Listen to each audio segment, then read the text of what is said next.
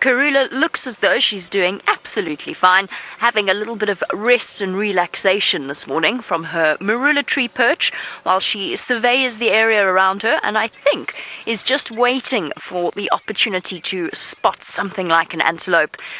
If you have just joined us, well, first of all, you've missed out on an amazing beginning of our live safari. But for those of you that have just jumped on board, my name is Jamie, and VM is the man responsible for bringing you these amazing images. And we are coming to you live from a place called the Greater Kruger National Park area of South Africa. James has given you a little bit of an idea of exactly where you are and where we all are in relation to each other. We are with the royal family and the Queen herself. Now, don't forget, because this is a live safari, it means that you can ask questions. You can do that on #SafariLive on Twitter. Isn't she gorgeous? Listening, you can see she's not fully relaxed. She is just listening, watching, and waiting.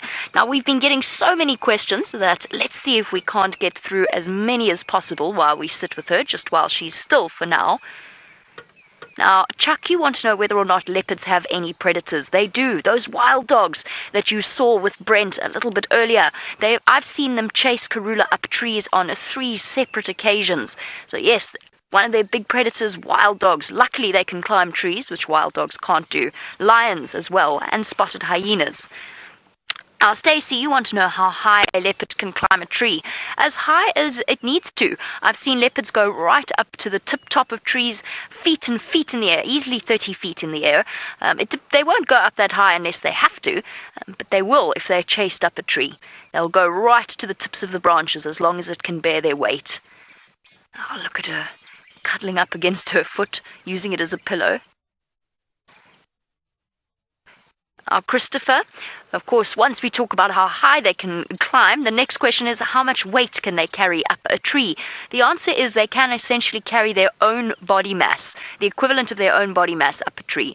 So a big male leopard could easily carry a 200-pound creature up a tree.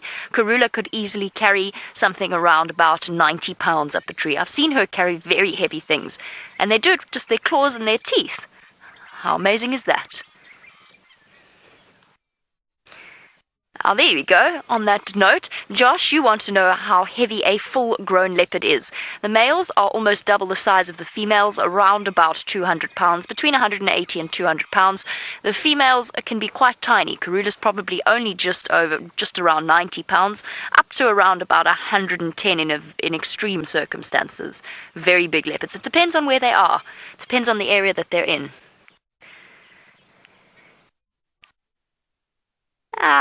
And there we go. Thomas, you want to know why are they called the royal family? And the answer to that, Thomas, is it's a name that we've given them. And it's partly because it essentially started with this beautiful leopard that you're looking at right now, the Queen of Djuma, because Djuma, this is the area that we're on, is the heart of this leopard's territory. She inherited it from her mother. And at nearly 13 years old, she has done such an extraordinary job at mothering, beating the odds time and time again in raising her cubs successfully to adulthood, that she's earned the name of the Queen. And that's where the nickname the royal family comes from. So thank you for doing that. Thank you all for sending through those amazing questions. Don't forget, if you would like your question answered in the same way, you can send that through on #SafariLive on Twitter. And Karula is truly extraordinary, and we've had the true privilege to witness her raising these 2 cubs. But at the moment, there's a very noticeable shift in dynamics that is happening. They're now a year old, and we're starting to see increased sort of independence. So when they were little, she'd leave them somewhere, and they'd stay there, in their little place, in their safe little spot. Now, I don't even know where Shungile and Hosana have gone. I think Shungile's disappeared off somewhere. I'm not even sure that Karula knows. So they are showing more and more independence. They're off on their own more frequently. And eventually, over the next few months, they're going to face their hardest trials yet, which will be leaving the safety of their mothers and sort of moving out on their own. First to go will be her daughter, and second will be her son. He'll take a little bit longer. Just in general, male leopards take a little bit longer to leave the comfort of their mom, which makes total sense because they're more likely to have a more dangerous life once they become nomadic males. I wonder what Karula thinks of it when she sees one set disappearing. I suppose then for her, it's just business as normal. And it's time for the next litter. Well, our queen has a very, very comfortable nap. I'm wondering whether or not we shouldn't go and see where Shungile is gone. But to be honest, I think we're going to really struggle. I worked out why it is that Hosana is hanging back, and we'll go and have a look at him in a moment. He has got quite a sore leg. He seems to be limping quite badly, so I'm going to go and check on him, make sure that he's okay, and see if he's still in the spot where we left him. But there is an incredible creature we'd like to show you from the air. Let's go and have a look. We are going to look at something from the air, but something that is very large indeed, and it has a long neck and a big eye and some fairly substantial teeth, but is utterly not dangerous to human beings. Let us take to the air now. There we are. The African giraffe, southern African giraffe to be more specific, and being viewed from the air. This is the perfect way, of course, to look at a giraffe because they are so very tall, about 4.5 meters for a big bull, and that, if you multiply it by 3.25, as I quickly do it in my head, is roughly 16 feet or so. So, I mean, that's very big. That looks like a cow to me. We can tell that from the hair that's on the top of her horns. And she's there with a little one. If you look just carefully to the middle left of your screen, you can see a little one there, I think. And that's probably her calf. There it is. Now, these animals are not part of the fabled Big Five that everyone comes to Africa to see. And that's a lamentable truth that is the state of affairs. But they, to me, are one of the most iconic African animals that there are, and that they are not included in some kind of list of spectacularness, I think, is a great slight on the character of humanity. They are fantastic. They're the only creatures like that in the world. They have one relative which lives somewhere down in the east, at least in the Central African rainforests, but just look at them moving there. And they're a little bit, obviously, they seem to be looking quite concernedly down towards the, I don't know what direction Connor's facing. Perhaps he can tilt the camera up slightly and we'll be able to see. They're very alert, of course, very worried about predators all the time, despite the fact that the only thing that could possibly take them down would be a lion. Ah, I see what they're looking at. They're actually looking at Connor. They're not looking at his drone. You can see him there flying his drone. That's him there just in the middle of the screen. And they're just watching him there. And they're paying absolutely no attention whatsoever to the drone. How wonderful that was. Let's head straight back to Brent, who's now got a sort of Brent's eye view of the same animal.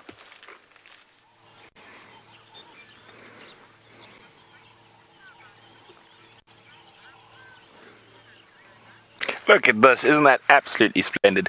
And she's looking directly at us, and she's got a bit of a bemused look on her face. You've got to love those really long eyelashes on a giraffe. And you've seen one from the air. Now we see them from the ground.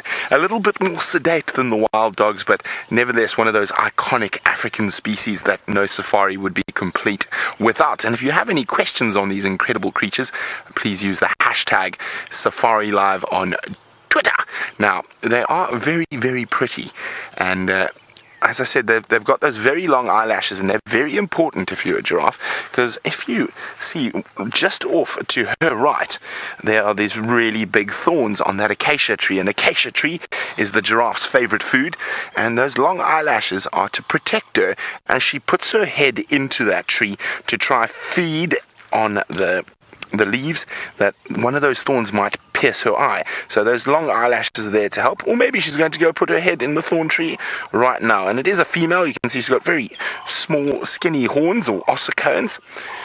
But now she does eat those thorns as well. And in doing that, she has a mouth that's probably tougher than my safari boots. And she's able to munch through thorns, and they can't pierce her tongue or her mouth. And she's got a really long tongue as well. Oh, look! There's a little pair of oxpeckers. So the one with the bright red beak is the adult red-billed oxpecker feeding on all the ticks, and the one with the dark beak is a baby. Oh, look, removing ticks from the eyelash. Isn't that amazing? So this is the giraffe's spa day, and there we go. No, not too fond of it. Oh, isn't that wonderful?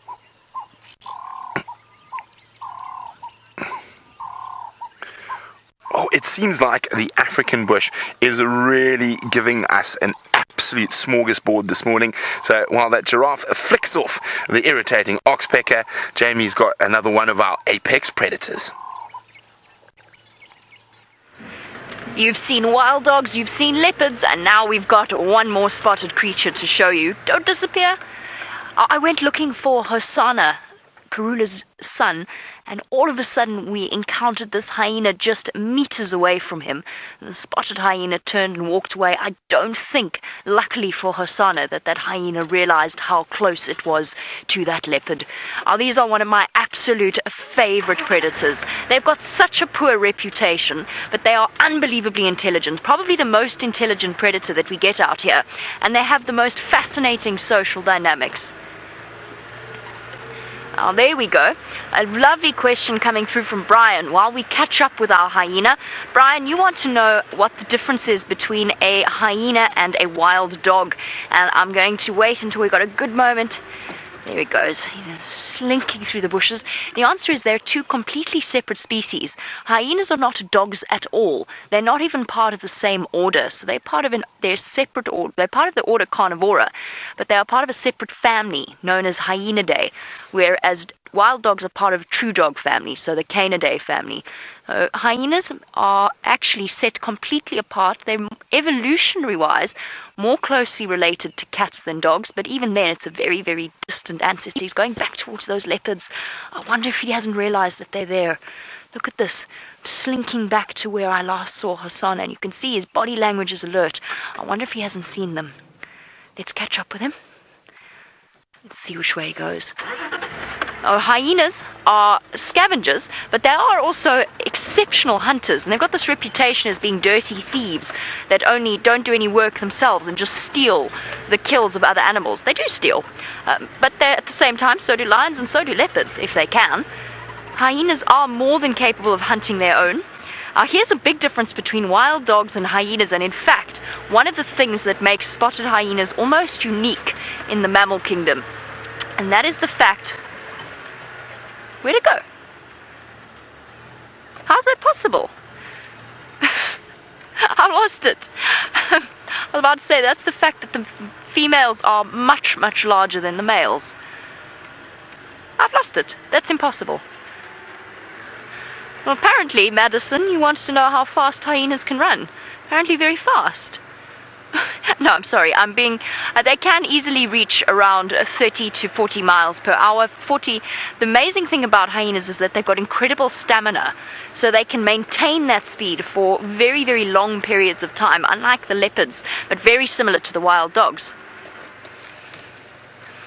They can also apparently vanish into thin air. I'm really not sure how that happened, but while I go off in search of our miscreant hyena, let's go back to James so that he can tell you some interesting facts and lies. Hyena skull, everybody. This one had a bad time. I suspect it was probably attacked by a lion. But just to give you an idea of the size of that thing's head, it's probably, I would say 1.5 times the size of Karula. And fearsome teeth, and of course far more prepared to take risks than any leopard. Now we have a very interesting game to be played, as we always play this, you and I, every week, and I've got a new friend to help me with this game, and this is my friend called Simon. Simon is a serval. Isn't he lovely? And he's going to help us play the game 2 truths and 1 lie. And the 2 truths and 1 lie today is going to be about giraffe. Now, what you have to do is hashtag Safari Live, and then you put answer 1, answer 2, or answer 3. Okay? Hashtag Safari Live, answer 1, answer 2, or answer 3. Thank you, Simon. Right. Our 2 truths and 1 lie today is going to be about giraffe. Simon, do you like giraffe? I think giraffes are fantastic. There are lots of things that people don't know about them. Oh, are they? Okay, good. Right, well, let's do the game first, and you just calm down there and take care. Right, here we go. Answer 1. Giraffe have 7 neck vertebrae, the same as human beings. That's ridiculous! They're so tall, how can they only have 7 neck vertebrae? Shut up, man. Answer number 2. Giraffe reach higher up into the trees than any other animal. That's gotta be true. They're so tall. Shut up. I'm trying to do the game. Answer number 3. Giraffe will faint if they put their heads lower than their hearts for too long, which means they struggle to drink. That sounds like a load of horse... Don't say that word. Good. Answer 1 was that giraffe have 7 vertebrae, the same as human beings. Answer 2 was that giraffe reach higher into the trees than any other animal. And answer 3 was that giraffe will faint if they put their heads lower than their hearts for too long. So hashtag Safari Live, answer 1, answer 2, or answer 3. We're going to go back to Brent now, and he's going to show you that big, tall-ass giraffe.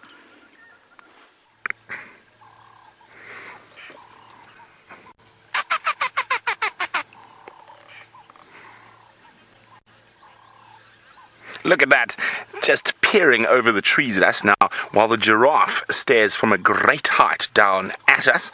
Something is looking at us from a very low height, and from one of the largest and tallest land mammals in the whole of Africa. Oh, disappeared. There are a tiny little dwarf mongoose. There we go, there he is. Hello, little one. Now, this is the smallest member of the carnivore family in Africa. The dwarf mongoose, they live in little family groups, and they use disused termite mounds like that as a good hidey hole. You can see his claws made for digging up scorpions and other little invertebrates that might be in and around the ground. They are just one of the sweetest little creatures around. And look at that nose. Hello, little one. I know you're very curious this morning. They've got razor-sharp, tiny little teeth, and they are really, really effective predators. If you happen to be 2 inches long, they are after you. They will also occasionally hunt snakes that are bigger than them, and also massive scorpions. Okay, now, those giraffe have meandered off a little bit, so I'm just going to catch up with them. They haven't moved far. Bye, little mongoose. Isn't this wonderful? The bush is truly being... most magnanimous this morning, and giving us all these incredible sightings. Now, how do you lose a 15-foot animal? In 2 seconds. Oh, there they are. One look at the little mongoose, and I lost sight of the giraffe there. Oh, there's another one. Oh, look at that. She's having a scratch. Now, of course, unable to scratch and pick off ticks like we would be able to, lots of different animals will use a convenient small bush. So there we go. What she's doing is she's rubbing the inside of her legs against that bush, and that's where a lot of those ticks and other ectoparasites congregate. So she's trying to get rid of a few of them. Of course, the oxpeckers can't get to them all, and there we go. She's really obviously very itchy to be driven to that. Okay, get there. There we go. Now, any of you who've had an itch and you've scratched it, you must know how incredibly satisfying that is. So we are sitting live in Africa while a giraffe scratches an itch. Now, of course, James has just mentioned about that little game you're playing with him called 2 Truths and 1 Lie, all about giraffes. So I hope you guys are thinking, I'm not going to give away what the answer to that is. So good luck. And look at that, the oxpecker's back on the head. Oh, she's looks like she might be trying to get around for another scratch. Oh, she might be over the scratch. Now, she's going to move off. Get ready to answer 2 truths and 1 lie. And we'll be back after this short break. Don't miss any of Safari Live.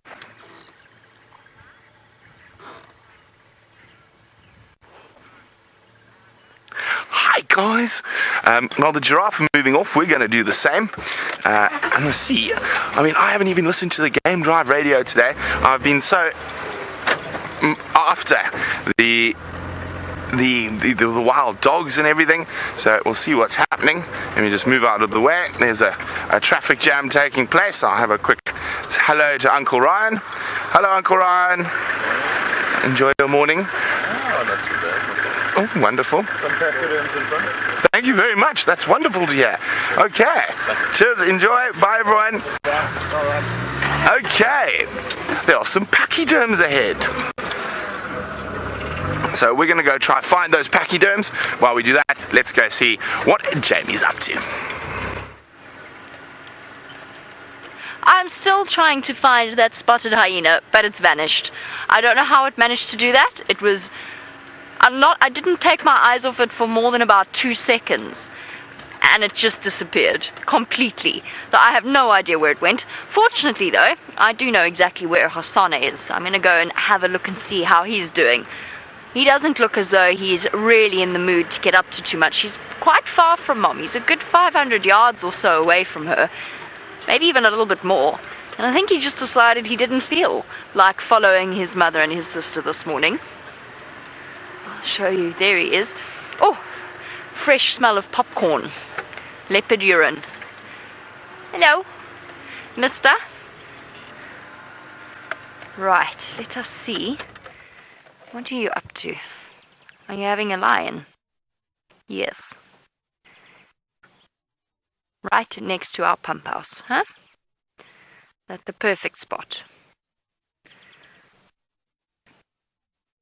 I'm not sure which leg he's injured. I was trying to work it out from his limp, but I haven't had a chance to actually properly watch him walking. He was either climbing trees or stalking his sister, so it's obviously not an injury that's bad enough to dispirit him. He was playing earlier with Shungile and with Karula. I think he's fine. Might just be a little twisted ankle or something. Twisted tendon. Oh, the fly's horrible. Yes, it's a tough life being a teenage leopard. All that growing to do. Especially with all those flies fluttering around. I wonder if we can find ourselves a slightly better spot. Just try and work this one out. Not really. Unfortunately, there's nowhere to really go. I had a feeling that hyena might be trying to sneak back up on him. I think it's worth sitting here for now. That hyena disappeared not far from here at all. I think it's worth just sitting here patiently and just waiting to see what happens. I doubt a hyena would catch Rosanna unawares, though. You never know.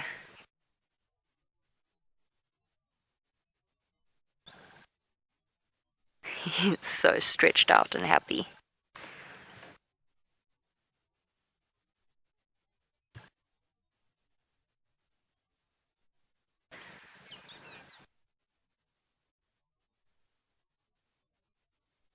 Yeah, twitching. I just wanted to check that he was still in the same place, but clearly his plans for the morning do not involve going very far. In fact, it seems as though he's quite happy to just stay here. That big white belly.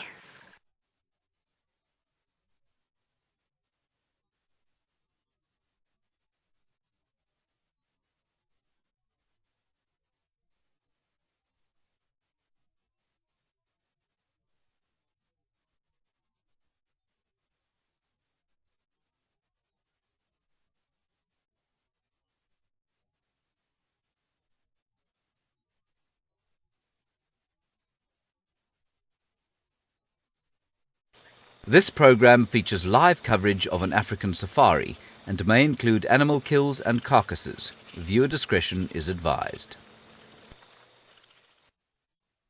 And welcome back to your live safari adventure on this, the 5th installment of our live safari series, once again with the incredible royal family of leopards.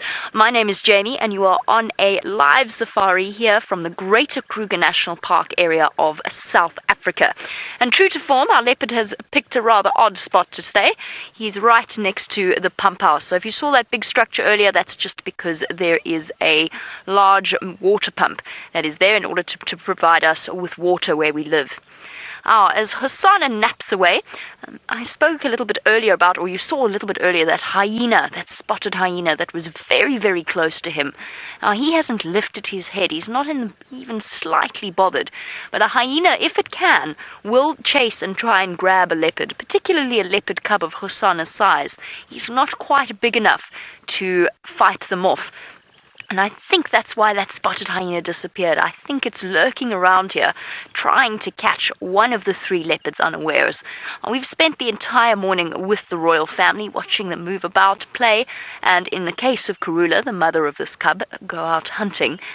And I mentioned that there's a very, very much a change in dynamic of the royal family, particularly with the 2 cubs. And at nearly a year old, they're basically the leopard equivalent of teenagers. And true to teenage form, Hosanna is having a lion with his ear twitching. Now, I also mentioned the fact that Hosanna will stay with his mother slightly longer than his sister Shongile. And Kelly, you want to know why is it that they do that? The answer to that, Kelly, is their lives are particularly tough for a young male. Once he leaves the safety of his mom, he's got to move off and try and find himself a territory. And that will take him a good few years before he's big enough and strong enough to compete with rival males, which means that he is most definitely under threat, because a territorial male may not tolerate the presence of a young male in his territory. So essentially, a dispersal male or a young male has to move about. That makes sense that they will stay just that little bit longer in order to be able to be just that little bit bigger, a little bit stronger to face the challenges that lie ahead. And I wonder if Hosanna has any idea as to what his next few years are going to be like as he gets bigger, stronger.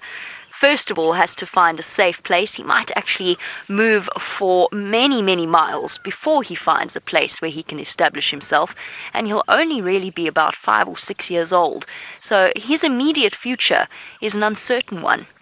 For now, he's got the protection of Mum, and of course the hunting skills of Mum to help keep him fed.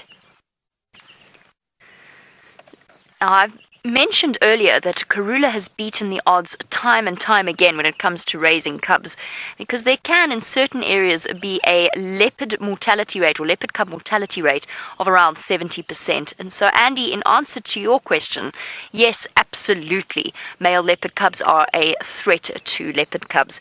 If they have not mated with that female, if they know they have not mated with that female, and bear in mind, of course, that they will know, each individual in the area, then yes, they will kill leopard cubs in order to bring the female back into estrus. It might seem very brutal, but bring her back into estrus or into heat so that they can father the next set of her cubs. And it's that biological imperative to try and pass on one's own genetics over another's. And basically wasting time with other little cubs doesn't really make sense. I think it's time for us to go and find what Karula's been up to. I'm sure she's on the lookout for some breakfast. However, Steph, with his eye for the little things, has got something interesting to show you. You know, it's only when you get to lying down at grass level like this that you actually get a true appreciation of everything that's around us at the moment. If you're just joining us, my name is Stefan Winterboer and we are on foot in this huge wilderness area that is the Kruger National Park, one of the last and the wildest places left on this planet. We've been walking around today with Elephant, but I decided to take a bit of a rest in the shade of this tree over here and just see what came out of the bush around us. The first thing was those bugs that you were just with, and they are bugs, true bugs. They're called assassin bugs. These particular two are busy mating with each other. Let the next generation of millipede assassins come into being. Now, what is immediately apparent with these bugs is their piercing and sucking mouth part.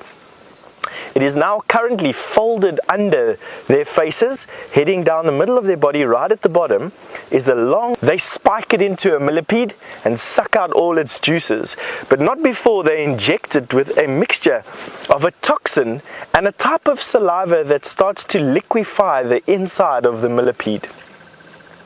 Now, these guys can give a fearsome bite. I've been stung by one before.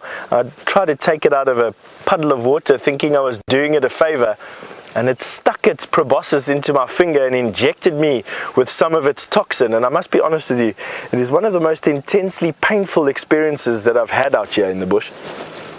So I will not be handling these millipede assassins. But just have a look at those bold colors. Just isn't it incredible? Just not only the big things out here, also the small things, just as colorful and quite often much more numerous and interesting for me, at least. Anyway, this is what I like to do. Stick my face into the grass. Oh, look what we've got here as well. Talking about grass, let's hope I can catch one. Okay, got to be quite quick with these guys. There we go. Now, look at this. Let me pick up a little bit of soil here. I'm going to put this guy in here and see. Let's see. They're quite jumpy things. But, oh, as I said, where did he go now? He's gone. That was a grasshopper that was the same color as the sand. I'm not having a good day today. I couldn't show you how to open a marula nut. I can't show you a grasshopper. Where did he go?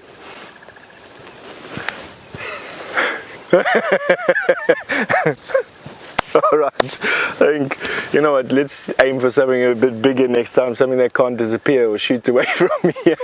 In the meantime, I'll send you over to James for the answers to that 2 truths and 1 lie. Simon, we're live. You cannot be eating while we're on live television, you disgusting fellow. It's my first time on TV, James. I'm sorry about that. See, he doesn't have his own strap yet, this fellow. Good. Okay, thank you very much for participating in our game 2 truths and 1 lie. And Simon is going to tell you that 65% of you got the answer correct, which makes you, sorry, 56%. Makes me very angry, because this guy behind me didn't ask a very difficult question, did he? No, he didn't. Animals, giraffe, are not able to reach higher into the trees than any other animal in the world. That honor, in fact, goes to, James, tell us? Elephants. Elephants are able to reach higher up than giraffe. And what they do is they stand on their back feet, reach up into the trees, and they can, with their tips of their trunks, a big bull elephant can reach even higher up than a giraffe. Is that not amazing? Marvelous. Now, Steph was showing you those quite stunning assassin bugs. That, for me, I know we've seen some amazing hunting and predators and all sorts of big iconic game, but that, for me, was the shot of the day. Now, we're going to take you down to have a look here at my friends, the caterpillars. I haven't named them all because I don't know enough names that begin with C. There they are. And I don't know what kind of caterpillars they are, but we're going to find out, hopefully, during the course of the next 4 weeks, because I've got them in a little box. I know what they eat. They eat something called Waltheria, and I'm hoping that by the time we finish our safari series, let's have a look at them under the microscope, we will be able to tell you exactly what these fellows are. There we go. Look at them there. And we'll only be able to do that once they've pupated and turned into the moths or caterpillars that they were designed to be. Now, what they're doing, it's quite interesting here. If you watch them, they're all obviously quite alive. They're eating away the sort of juicy bits of the leaf.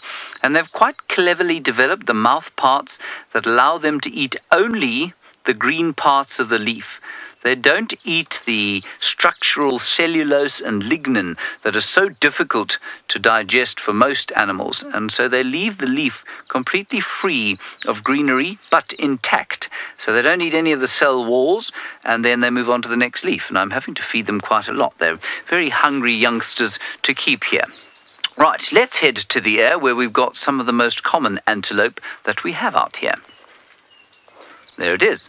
Those are impala, everybody. Beautiful, beautiful antelope, and the most successful antelope probably on planet Earth. There are over 20,000 of them in fact, there are over 100,000 of them in the Kruger National Park, probably more than 5,000 of them in our immediate area.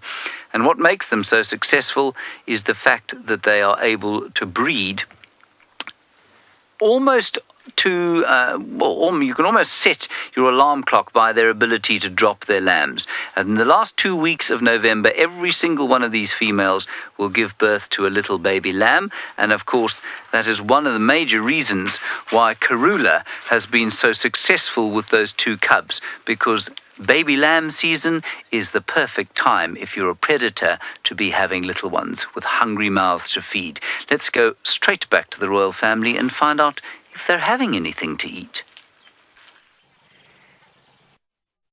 And absolutely, it has been a fantastic time for Karula. She doesn't seem to have anything to eat at the moment, although, judging by the belly that's sticking out and hanging over the marula tree branch, she managed to get quite a good meal at some point yesterday evening or last night. Now, that impala herd that you were looking at is 1 member short, and that's because Karula managed to catch and kill one of the lambs yesterday, 2 days ago now. And that's why when we found her this morning, she'd come to collect the cubs. They were all playful and happy and particularly round-bellied. But they were spotted by that impala herd this morning, so no luck for her today. And they actually followed her, making this incredible alarm call that impala do. It sounds like popcorn popping when all of them start to do it at once.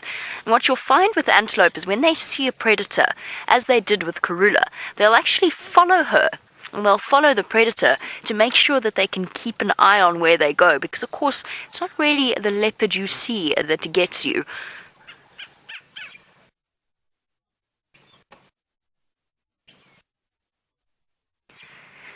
Oh, of course, the fact that Karula has to share her kills at the moment means she might not be getting as much to eat as she might usually, and her kills certainly aren't lasting her as long.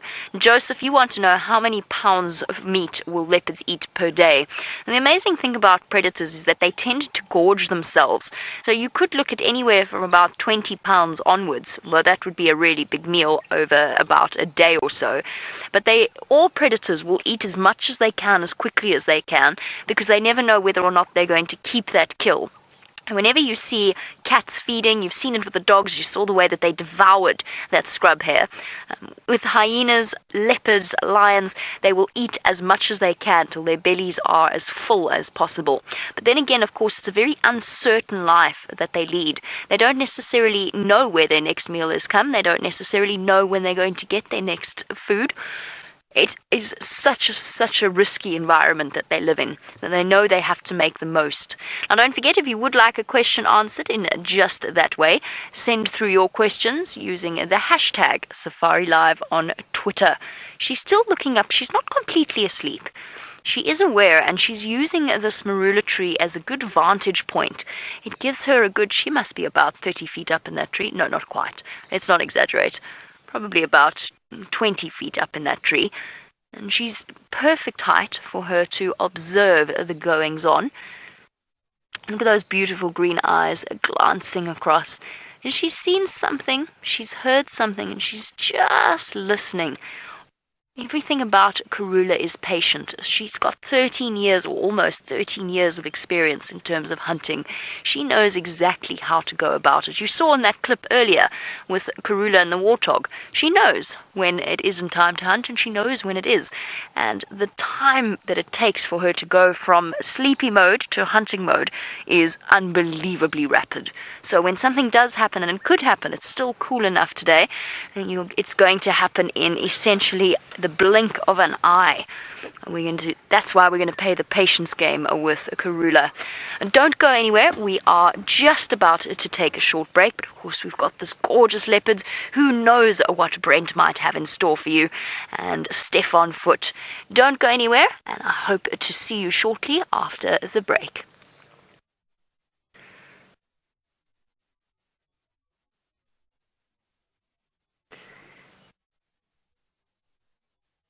And for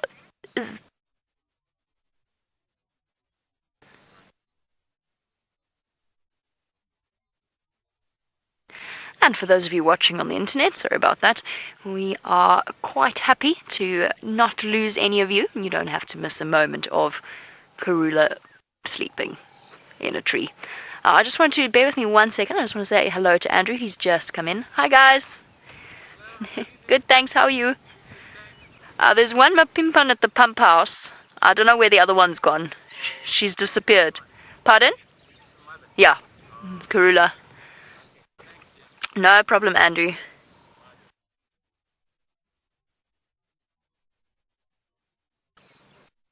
I wonder what's going through her mind. I also wonder why she came to fetch the cubs. I strongly suspect that she caught something last night, and then she heard those hyenas and she guessed from their proximity that they'd found the meal that she left for them. She might even have heard the sounds of them feeding off it, but I really, really think she did have a meal planned for the cubs, and then she lost it. I wonder where those hyenas have wandered off to. Look at this. Change in body language. She's seen something else. From this vantage point, she's at sort of the top of a crest. She can see right across into the river system, the dry river system that is off to the north of me. And she can see across it, through it, and onto the other side. And that gives her a really, really good spot. I'm just checking to see if I can see what she's seen. She's definitely seen something.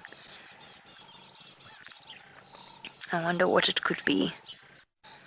This is so close to where she killed that impala, but Eggsy and I had her kill an impala baby not all that long ago. And that was right in the middle of the heat of the day, so it is definitely possible that she could come down and start stalking something if she's seen it. I'd love to know what percentage of their hunts are actively sought out. I mean, the prey that they catch is actively sought out, or if it just happens to wander in at an appropriate moment. I think it must be quite a high percentage that just accidentally are in the wrong place at the wrong time.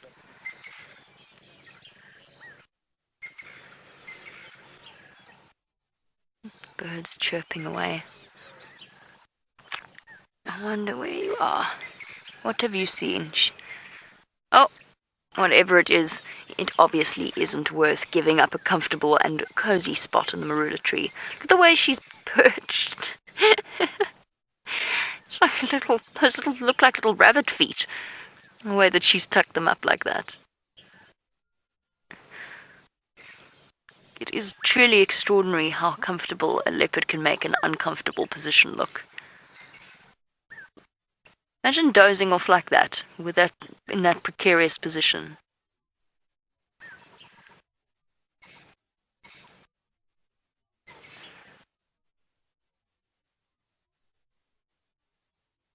Okay. Let's try and get in position. Since her face is hidden for now, let's see if we can't get a different position on the opposite angle. And it gives me a good chance to just check and see what she was looking at earlier.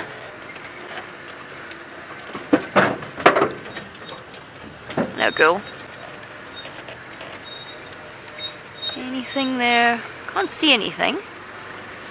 Sorry, I'm just doing a big loop. Gives me opportunity to look for her daughter as well. But the grass is so long, Shongile could be lying right next to a bush, and we would never know.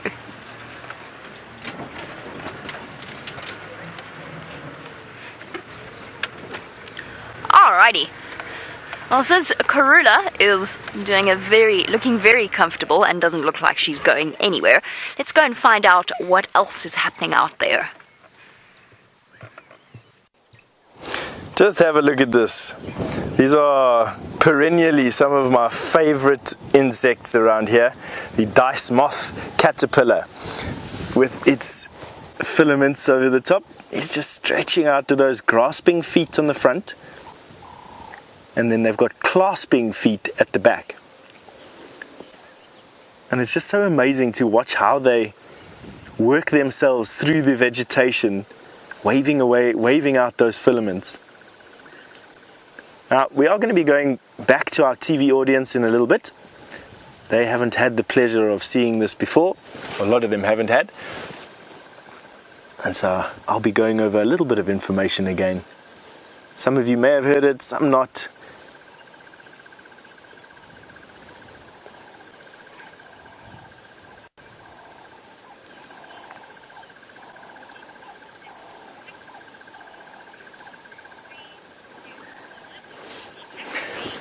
Welcome back. Now, You're on safari, you're on a live safari, and you're on foot in the Kruger National Park, the last and one of the greatest wilderness areas left in the world. We're in the southern tip of Africa, in South Africa, and what you're having a look at is the caterpillar from a dice moth, arguably one of my favorite of the caterpillars out here. And you can see that very boldly colored body with those filaments that they're waving around on top of its body. Now, for many years, and I've been guiding here for the last 18 years, for many years, it was very tough to understand exactly what those filaments were for, mainly because there's not that much information on it, until a friend of mine the other day studying wasps gave me the answer. Let's go back and I'll explain exactly what those filaments are for. Now, some wasp species lay their eggs on caterpillars. The wasp's larvae then hatch and feed on the living caterpillar, eventually pupating to come out as a wasp. And this little caterpillar has figured out that if it has these filaments on it, the wasps do not lay eggs on this particular caterpillar.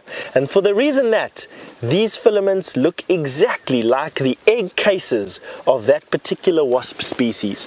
Isn't that fantastic? So it's mimicking the egg cases of the wasp that preys on them, making the wasp believe that this caterpillar is already infected, or infested I should say, with another wasp's eggs, and so there won't be enough food for its babies, and leaves this caterpillar alone. Isn't that amazing? The dice moth caterpillar. Now, the moth itself is yellow with some dots on it, not anywhere close to as beautiful as what its caterpillar is. Now, what's quite evident there for you is the grasping claws on the front and the clasping pads on the back. Now, Sally, you've just said that this is beautiful. I must agree with you. This is definitely one of my most beautiful of the insects out here. Just very striking. Just have a look at that. Using those clasping or those grasping feet in the front to hold food close to its mouth. And we'll use the suction pad feet at the back to hold on. Let's see if it'll go onto my finger. No. Amazing, eh? Absolutely gorgeous. Right, well, that's my dice moth caterpillar. And another thing that's hanging around in the tree is that leopard and karula that Jamie's with. Off you go. Oh, isn't a dice moth caterpillar absolutely beautiful? And just like karula, although in very, very different ways. And karula is looking, I can't quite decide if she looks dignified or not. She certainly doesn't look comfortable, or at least the position that she's in doesn't look comfortable, but she looks unbelievably comfortable. There's a special art that leopards have, managing to find themselves in very strange positions and yet somehow managing to snooze away. And look at her feet tucked up under her like that. I'm not going to tell you any surprises, but I'm sure you've all been wondering where Brent's gone, and that's because he has a surprise up his sleeve. But I'm not going to tell you anything more than that. I'm not even going to hint at what he's up to. Alright, Karula is sleeping peacefully. I still haven't seen where her daughter has gone to, and I still haven't found that hyena, but I have no doubt that that hyena is somewhere around here, lurking, and just generally looking to see whether or not it can come and cause trouble. Fortunately though, I think all of the leopards are up the trees. I think that Karula has been keeping a close eye on the surroundings, and I've watched her every now and again look up. Now, Lucas, you wanted to know whether or not leopards hunt by sight, hearing, or smell mainly. And the answer to that is it's difficult to choose one exact sense. Their eyesight is very well attuned to movement, but it's not as good as ours during the day, although at night it is absolutely exceptional. and they are, of course, mainly nocturnal predators. Their sense of hearing is very, very specific. I'd say in terms of those three senses, the sense of smell is probably the one that they use least for hunting. It plays a huge role in their lives in terms of communication, scent marking, communicating with other leopards, but doesn't necessarily play a huge role in their hunting unless perhaps they are trying to get at something underground, something like a warthog perhaps underneath the ground, or perhaps an aardvark, anything like that. Look at her, reposed in the tree, looking thoroughly dignified. Don't forget, because this is a live safari, and we are coming into the sort of last 15 minutes or so, so please do get through your question. Send them through on #SafariLive on Twitter. Right, without any further ado, let's head across to Brent at a large waterhole. And we have a new addition.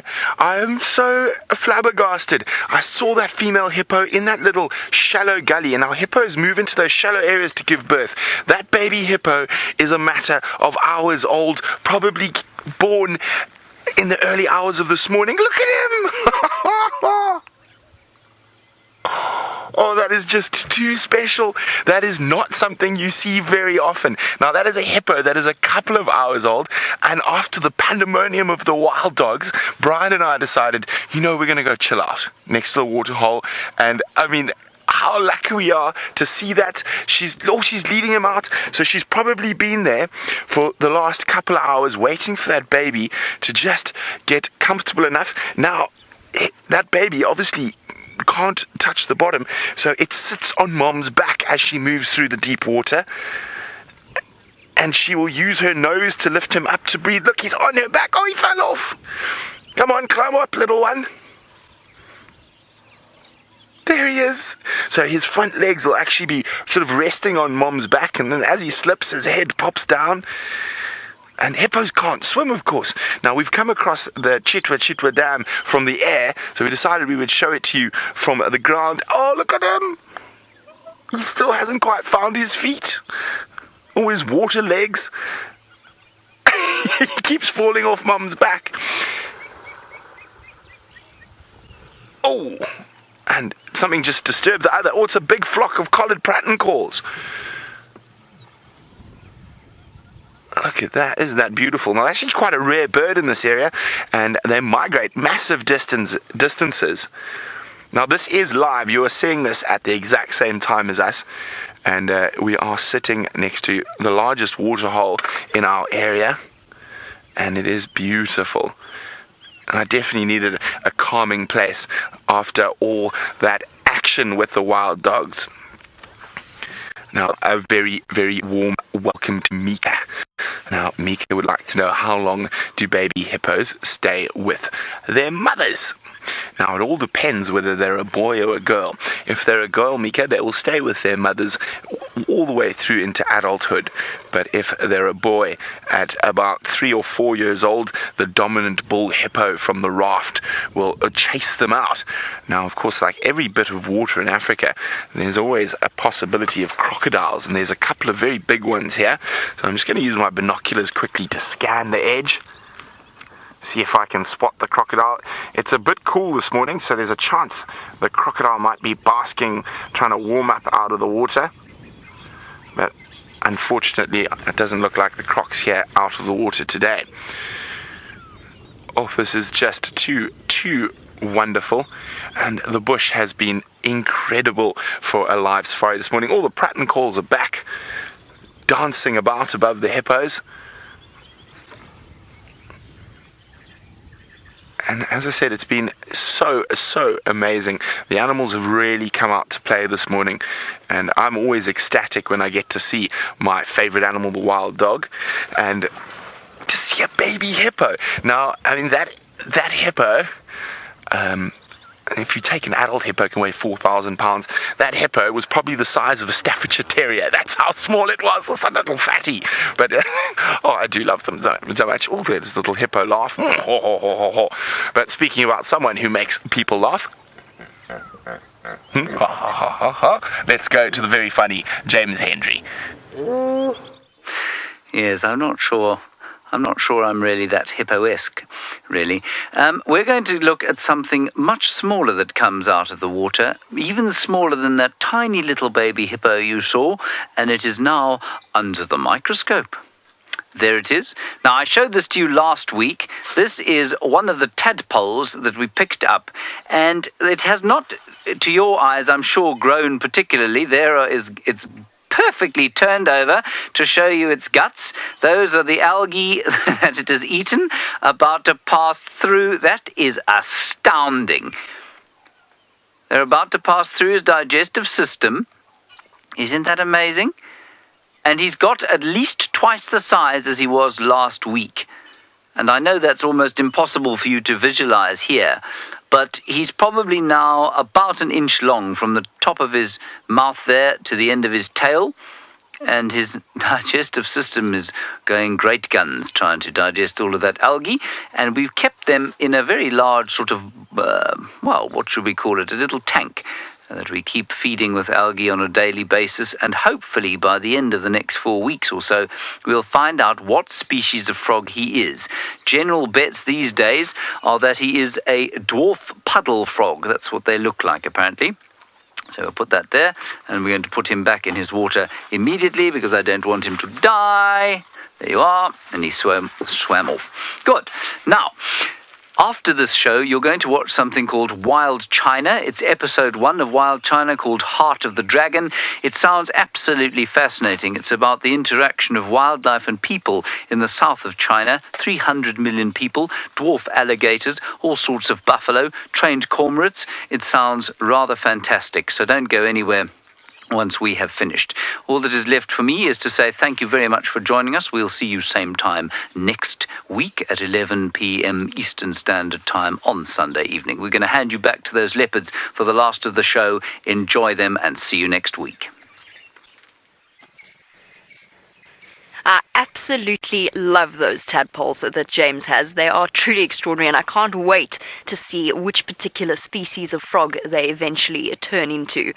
And Karula is doing what Karula does best, which is still lounging on her marula tree. She's still not fast asleep, though, glancing up every now and again, making sure that some poor hapless antelope hasn't come wandering onto the scene. And I can hear distant rumbles of thunder that might mean that some more rain is on the way, and that is perfect hunting weather for Karula. She loves the rainy weather, and she immediately, as soon as it starts to rain, she starts to move about and go hunting. I've just realized what's caught her attention. There's a squirrel on the tree, and I don't think the squirrel... it just dashed away. Never mind. I was going to show you a squirrel, but true to form with live wildlife filming, it immediately dashed away the minute I tried to draw attention to it. We're fairly used to that. It happens relatively regularly. Birds, squirrels, all kinds of small things so often disappear the minute we try and show them to people. It was there. It is now gone. But I think that's also what she's been looking at. Our squirrel could be a serious hamper for Karula. Start making alarm calls that it sounds almost like a witch's cackle, and they will alarm call at leopards, which in other words make frantic sounds to warn. Now, Paulina, while we look at Karula lounging in her marula tree, you want to know whether or not leopards will put their prey in trees, or their kills in trees, in order to have them later. The answer is yes, very regularly, unless it is too big for them to carry up into a tree, which does sometimes happen. But they will put them up in trees to keep them safe from scavengers, mainly hyenas, but lions as well, potentially. So they do drag their kills up into trees, and they are essentially the only big cat out here that will do that. They're the only cat that's actually capable of doing that and is a good enough climber in order to pull a kill up into a tree. And that, I think, is the key to Karula's success. She's exceptionally strong. I've seen her drag at least her own body weight up into the tree, and that is why she's been so successful with raising cubs, keeping the prey safe. Karula, in her 13 years, has done extraordinary things, and I'm sure there are still more extraordinary things to come from this particular leopard. We're so lucky to have the glimpses into the lives of the wild animals that we have. These moments that we get to share with them, watching the cubs grow up, it is truly, truly special indeed. Look at her glancing about.